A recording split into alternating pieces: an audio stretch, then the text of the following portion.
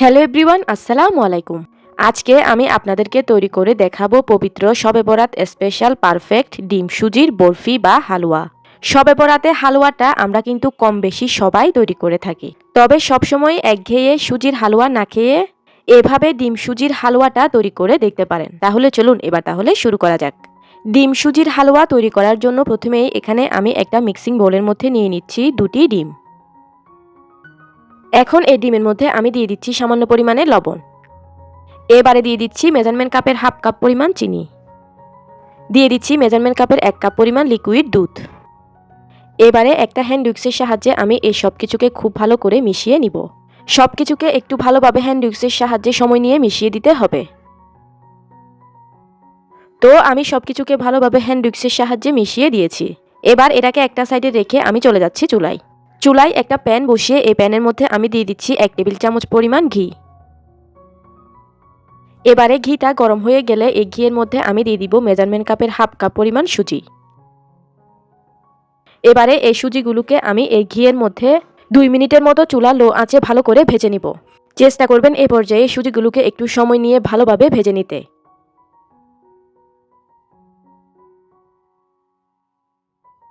ভাজতে ভাজতে একটা পর্যায়ে যখন দেখা যাবে সুজিগুলো এরকম ঝরঝরে হয়ে গিয়েছে, তখন বুঝে নিতে হবে সুজিগুলো পারফেক্টভাবে ভেজে নেওয়া হয়ে গিয়েছে। আমার এগুলো ভেজে নেওয়া হয়ে গিয়েছে। এবার আমি এই ভেজে নেওয়া সুজির মধ্যে দিয়ে দিব আগে থেকে মিশিয়ে রাখা ডিম দুধের মিশ্রণ। এ পর্যায়ে কিন্তু চুলার আঁচটা একেবারে লো হিটে রাখতে হবে, তা না হলে কিন্তু সুজিটা খুব তাড়াতাড়ি দলা পাকিয়ে যাবে। ডিম দুধের মিশ্রণ দেওয়ার পর সুজিটাকে অনবরত নেড়েচেড়ে যেতে হবে, আর চুলার আঁচটা কিন্তু লো হিটেই থাকবে। ভালো করে নেড়েচেড়ে দুধের মধ্যে সুজিটাকে একেবারে মিলিয়ে দিতে হবে, অর্থাৎ কোনো প্রকার দলাভাব যেন না থাকে। আর দলাভাব হলেও সেগুলোকে এরকম ভেঙে তারপর ভালোভাবে মিলিয়ে দিতে হবে। এ পর্যায়ে আমি চুলার আঁচটাকে লো হিটে রেখে সুজিটাকে অনবরত নেড়েচেড়ে সুজিটাকে রান্না করে নিব। এ পর্যায়ে আমি সুজির মধ্যে একটা সুন্দর ফ্লেভারের জন্য দিয়ে দিলাম 2টি এলাচ। রান্না করতে করতে কিছুক্ষণ পর দেখা যাবে সুজিটা এরকম ঘন হয়ে এসেছে। সুজিটা যখন ঘন হয়ে এই লেভেলে চলে আসবে তখন আমি এর মধ্যে দিয়ে দিলাম 2 টেবিল চামচ পরিমাণ গুঁড়ো দুধ। গুঁড়ো দুধ দিয়ে আবারও সুজির সাথে ভালোভাবে গুঁড়ো দুধটাকে মিশিয়ে দিচ্ছি। এ পর্যায়ে কিন্তু আমার সুজিটা পুরোপুরি ভালোভাবে রান্না হয়ে গিয়েছে। এখন আমি সুজিটাকে চুলা থেকে নামানোর আগে আবারও দিয়ে দিব হাফ টেবিল চামচ পরিমাণ ঘি। ঘিটা দিয়ে আমি সুজির সাথে এই ঘিটাকে ভালোভাবে মিশিয়ে দিচ্ছি। ঘিটা ভালোভাবে মিশিয়ে দেওয়ার পর এখন কিন্তু আমার সুজিটা একেবারে পারফেক্টভাবে রান্না করা হয়ে গিয়েছে। এখন আমি এই সুজির হালুয়াটাকে চুলা থেকে নামিয়ে নিব।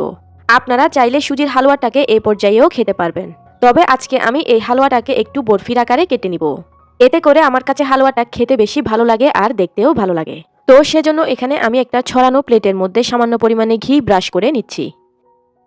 এখন গরম গরম সুজির হালুয়াটাকে আমি এই প্লেটের মধ্যে ঢেলে দিচ্ছি। এই কাজটা কিন্তু খুব দ্রুত গরম গরম থাকতেই করে নিতে হবে, কারণ সুজিটা ঠান্ডা হয়ে গেলে কিন্তু সুজিটা আর সেট হইতে চাইবে না। তাই সুজিটা গরম থাকতে থাকতে সুজিটাকে ভালোভাবে সেট করে নিতে হবে। তো আমি স্প্যাচুলার সাহায্যে চেপে চেপেই কিন্তু এই সুজিটাকে এই প্লেটের মধ্যে ছড়িয়ে দিচ্ছি, অর্থাৎ একদম স্মুথভাবে কিন্তু সুজিটাকে এই প্লেটের মধ্যে ভালোভাবে ছড়িয়ে দিতে হবে, অর্থাৎ সুজির মধ্যে যেন কোনো প্রকার ফাটল অংশ না থাকে। তো দেখতেই পাচ্ছেন এখানে কিন্তু আমি সুজিটাকে একেবারে স্মুথ করে ভালোভাবে এই প্লেটের মধ্যে ছড়িয়ে দিয়েছি। এখন এই সুজিটাকে একটা জায়গায় 1 ঘন্টা বা 30 মিনিটের জন্য রেখে দিলেই এটা নিজে নিজে সেট হয়ে যাবে। তো এখন আমি এই সুজির হালুয়াটাকে এই অবস্থায় রেস্টে রেখে দিব 1 ঘন্টার জন্য। আমি ফিরে এলাম 1 ঘন্টা পর। দেখুন এখন কিন্তু সুজিটা উপর থেকে ড্রাই হয়ে গিয়ে সুজিটা ভালোভাবে সেট হয়ে গিয়েছে। এখন আমি এই হালুয়াটাকে বরফির আকারে কেটে নিব, তবে আপনারা আপনাদের পছন্দ অনুযায়ী যে কোনো শেপ করে এগুলোকে কেটে নিতে পারবেন। তো হালুয়াটাকে আমার পছন্দ অনুযায়ী কেটে নেওয়া হয়ে গিয়েছে। ডিম সুজির এই হালুয়া কিন্তু খেতে অসম্ভব মজার, আর এই হালুয়াটা এত বেশি সফট হয়ে থাকে যে এটা মুখে দিলেই মিলে যাবে। আর এই হালুয়াটাকে এই অবস্থায় বরফির আকারে কেটে নিয়ে একটা বক্সে ভরে রেখে দিলে নর্মাল ফ্রিজে এই হালুয়া প্রায় 1 সপ্তাহের মতো ভালো থাকবে। তাই একবার বানিয়ে এই হালুয়াটাকে অনেকদিন রেখে খেতে পারবেন। দেখতেই তো পেলেন ভিউয়ার্স, কত সহজেই মাত্র কয়েকটা উপকরণে তৈরি করে ফেললাম পারফেক্ট ডিম সুজির হালুয়া। মাত্র 10 মিনিটে পবিত্র শবে বরাত স্পেশাল সুজির খুবই মজাদার একটি হালুয়া তৈরি করে দেখাবো। হ্যালো এভরিওয়ান, আসসালামু আলাইকুম। আজকে আমি আপনাদেরকে তৈরি করে দেখাবো সুজি দিয়ে একেবারে ভিন্ন ধরনের একটা হালুয়ার রেসিপি। আজ তৈরি করে দেখাবো সুজির ক্যারামেল হালুয়া। ভিন্ন স্বাদের খুবই মজাদার দানাদার এই হালুয়াটা আপনারা এই শবে বরাতে অবশ্যই তৈরি করে দেখতে পারেন। আবার সকাল বিকালের নাস্তায় রুটি পরোটা দিয়েও এই হালুয়াটা বেশ জমে যাবে। ভিন্ন ধরনের সুজির এই ক্যারামেল হালুয়াটা আপনারা একবার এভাবে তৈরি করে খেলে এই হালুয়ার স্বাদ আপনারা কখনোই ভুলতে পারবেন না। আশা করছি রেসিপিটা আপনাদের সবার কাছে বেশ ভালো লাগবে। তবে চলুন এবার তাহলে শুরু করা যাক। সুজির ক্যারামেল হালুয়া তৈরি করার জন্য প্রথমেই এখানে আমি একটা মিক্সিং বোলের মধ্যে নিয়ে নিচ্ছি মেজারমেন্ট কাপের হাফ কাপ পরিমাণ সুজি। এখন এই সুজির মধ্যে আমি দিয়ে দিচ্ছি মেজারমেন্ট কাপের 1 কাপ পরিমাণ রুম টেম্পারেচারে থাকা লিকুইড দুধ। এবারে আমি একটা হ্যান্ড উইক্সের সাহায্যে এই দুধ আর সুজিকে ভালোভাবে মিশিয়ে দিচ্ছি। মিশিয়ে নেওয়া হয়ে গেলে এবারে এই দুধ আর সুজির মিশ্রণকে একটা সাইডে রেখে দিব। এবারে চুলায় একটা প্যান চুলার লো হিটে বসিয়ে দিয়ে এই প্যানের মধ্যে দিয়ে দিচ্ছি 1 টেবিল চামচ পরিমাণ ঘি। ঘিটা গরম হয়ে গেলে এবারে এই ঘিয়ের মধ্যে আমি দিয়ে দিব প্রায় 9-10টার মতো কাজু বাদাম। কাজু বাদামটাকে ঘিয়ের মধ্যে একটু ভেজে নেওয়ার পর এবারে দিয়ে দিব প্রায় 9-10টার মতো কিশমিশ। তবে এ পর্যায়ে আপনারা আপনাদের পছন্দ অনুযায়ী যে কোনো ড্রাই ফ্রুটস ব্যবহার করতে পারবেন। আপনাদের হাতের কাছে যে ড্রাই ফ্রুটস থাকবে সেটাই ব্যবহার করতে পারবেন। আমি আজকে এখানে শুধু 1 রকমের বাদাম দিয়েছি, তবে আপনারা চাইলে 3-4 রকমের বাদামও দিতে পারবেন। এবারে কিশমিশ আর বাদামকে আমি চুলার লো হিটে 1 মিনিটের মতো একটু ভেজে নিব। যখন এগুলোর কালার এরকম হালকা একটু চেঞ্জ হয়ে আসবে তখন আমি এগুলোকে প্যান থেকে তুলে নিব। প্যান থেকে তুলে এগুলোকে আমি একটা বাটিতে উঠিয়ে রাখছি। এবারে ওই সেম প্যানের মধ্যে আমি দিয়ে দিব 1/4 কাপ পরিমাণ ঘি এবং সয়াবিন তেলের মিশ্রণ। এই 1/4 কাপের মধ্যে আমি 1 টেবিল চামচ পরিমাণ নিয়েছি ঘি আরগুলো নিয়েছি সয়াবিন তেল। তবে আপনারা চাইলে এখানে পুরোটাই ঘি দিতে পারবেন, আবার চাইলে পুরোটাই সয়াবিন তেল দিতে পারবেন। হাতের কাছে যেটা থাকে সেটাই দিবেন। ঘি এবং তেলের মিশ্রণ একটু হালকা গরম হয়ে গেলে আমি দিয়ে দিব হাফ কাপ পরিমাণ চিনি। আমি এখানে হাফ কাপ সুজির জন্য হাফ কাপ চিনি দিয়েছি, তবে মিষ্টির পরিমাণটা যে যার স্বাদ অনুযায়ী বাড়িয়ে কমিয়ে দিতে পারবেন। এবারে চুলার মিডিয়াম আঁচে ঘি এবং তেলের মিশ্রণের মধ্যে চিনিটাকে এভাবে অনবরত নেড়েচেড়ে ক্যারামেল তৈরি করে নিতে হবে। এ পর্যায়ে একটু সময় নিয়ে অনবরত নেড়েচেড়ে চিনিটাকে ক্যারামেল তৈরি করে নিতে হবে। কিছুক্ষণ নাড়াচাড়া করতে করতে দেখতেই পারছেন এ পর্যায়ে কিন্তু চিনিটা আস্তে আস্তে ক্যারামেল হচ্ছে। এখন কিন্তু চিনির কালারটা চেঞ্জ হচ্ছে।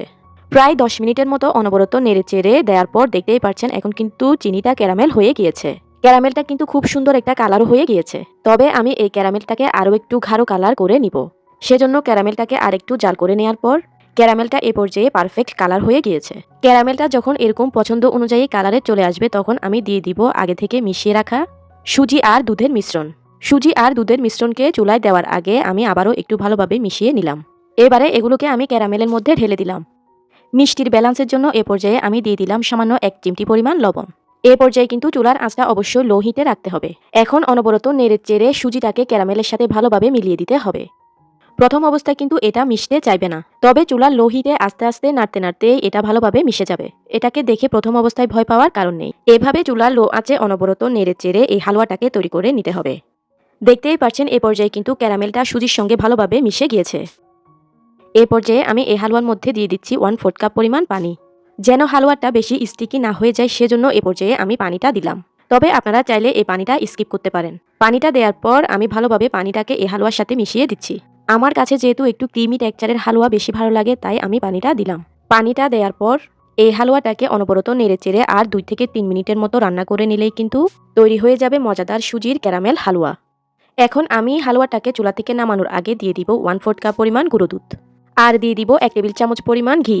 তবে এই দুটি উপকরণ সম্পূর্ণ অপশনাল, আপনারা চাইলে বাদ দিতে পারবেন। এখন গুঁড়ো দুধ আর ঘিটাকে হালুয়ার সাথে ভালোভাবে মিশিয়ে নিলেই কিন্তু তৈরি হয়ে যাবে মজাদার সুজির এই হালুয়া।